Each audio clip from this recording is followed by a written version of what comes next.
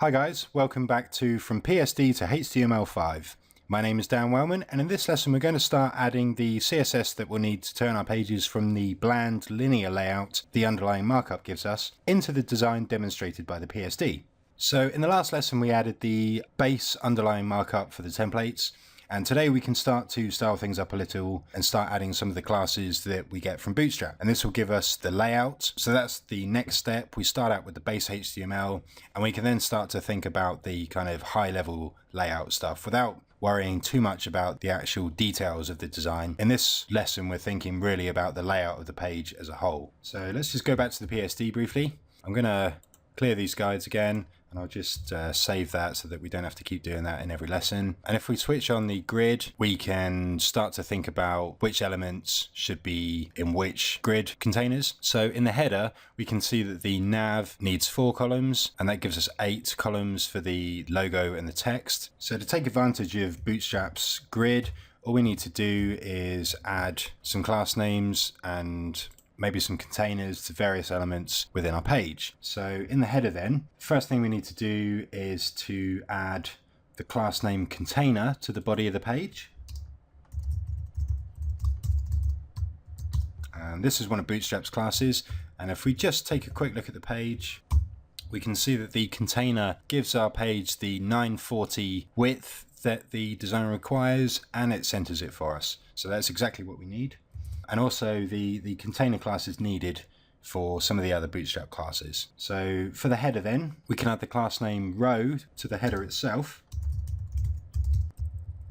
And then we can add the class name span8 to the H group. And the nav can have the class span4. And that's what we do when we're working with grids. Most of the grids that I've used work in this way. Our grid is 12 columns in total, so all of the elements inside each row need to add up to 12. The footer is actually very, very similar to the header, so we'll just go down to the footer quickly. So the footer can have the class name row, and then the small can have the class name span8. And the nav can have the span4 class again. And let's just take a quick look at the page again. Okay, so that's given our header the layout that we need, and the footer as well.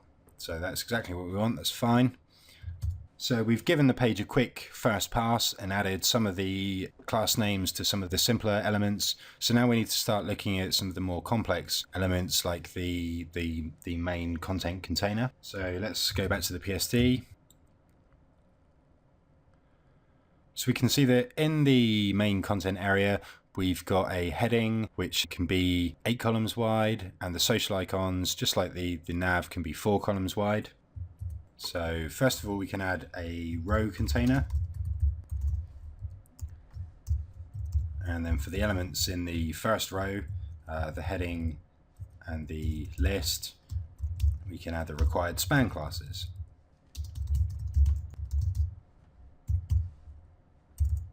So that should be span8 and span4. So let's go back to the PSD and see what we're working with next. So the big hero image is full width anyway, so let's not worry too much about that for now. So this kind of introductory text here, we've got the header on one line by itself, and then the same kind of 8 and 4 column layout here. We can continue with that. So we won't worry about the heading because that's full width anyway. So we'll add the row container here. And this is going to encapsulate the introductory text and the list of links. And then the paragraph can have the span8 class, and the list again can have the span4 class. And don't forget, there's another article near the bottom of the main content section, so we can just copy that straight down here. And we'll just do a quick sanity check in the page. The page is starting to get the layout that we require. it's kind of starting to come together now. Still a bit messy, obviously, but we're not at the stage where we're kind of finalizing styles. We're just, like I said earlier, we're just kind of worrying about the layout for now. So the last thing that we need to do on this page is to organize the portfolio grid. So this is where the thumbnail component that we selected when customizing Bootstrap comes into play. So we can arrange these elements in the grid by giving the unordered list the class thumbnails. So don't forget, this is in the nested section in here. So we'll say that's thumbnails for the container.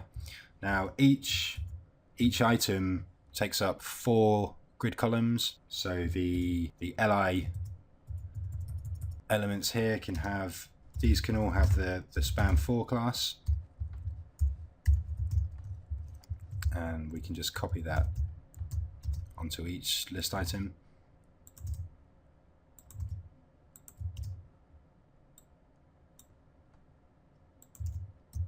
And then finally, each of the list items itself needs to have a new wrapping element added to its contents. So we'll use a div for that. And the class name that gets added to this one is thumbnail, singular. So let's just go through and add that to each of the list items.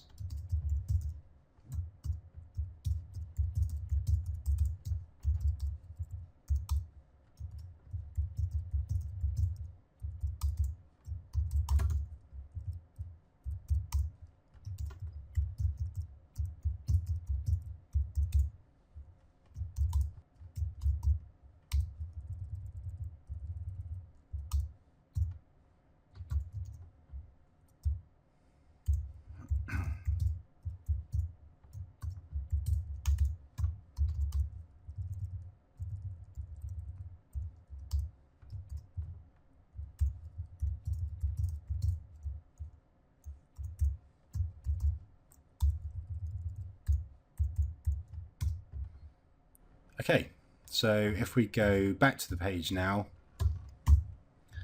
yeah, we see that our portfolio grid is now organized, almost organized in the way that we want. So you can see there's a slight issue here with the thumbnail layout in Bootstrap. So I don't know if this is a minor bug. We'll fix that later on. So we won't get hung up on that now. If we go through the page, we can see that we've got pretty much the layout that we need. We need to work on these thumbnails anyway, because as you can see, it's inheriting some styling from Bootstrap that we don't actually need. So we'll tidy these up in a later lesson. And for now, we just want to press on and add the layout for the list page template. And this won't take long because, as before, we've made changes to the layout of the page, like the header and the footer and stuff. So moving on to the list page now, we can pretty much copy over the header and the footer as they are. So we'll do the header first, and we'll just grab the footer as well.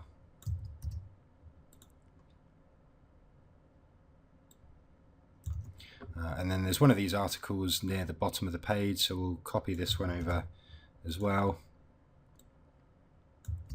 And on the list page here, this is where the media list class that we selected when building Bootstrap, this is where we use this. So now we just need to add the styling for the media list. So the list item this time gets the class media list.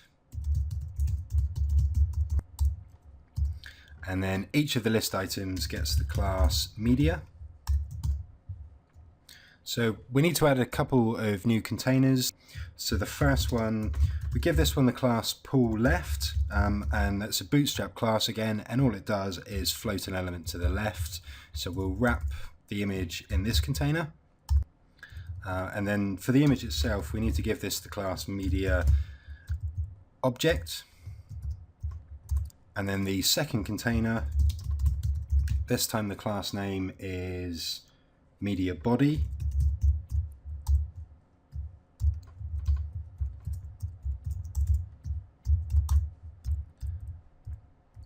And the heading itself gets the class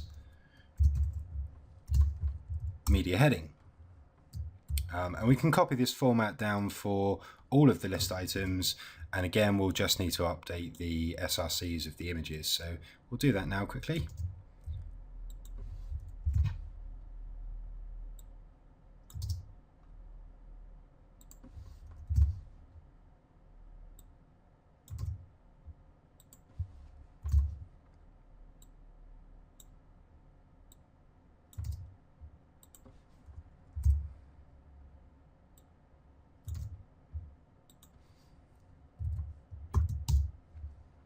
And we'll just take a quick look at this page as well.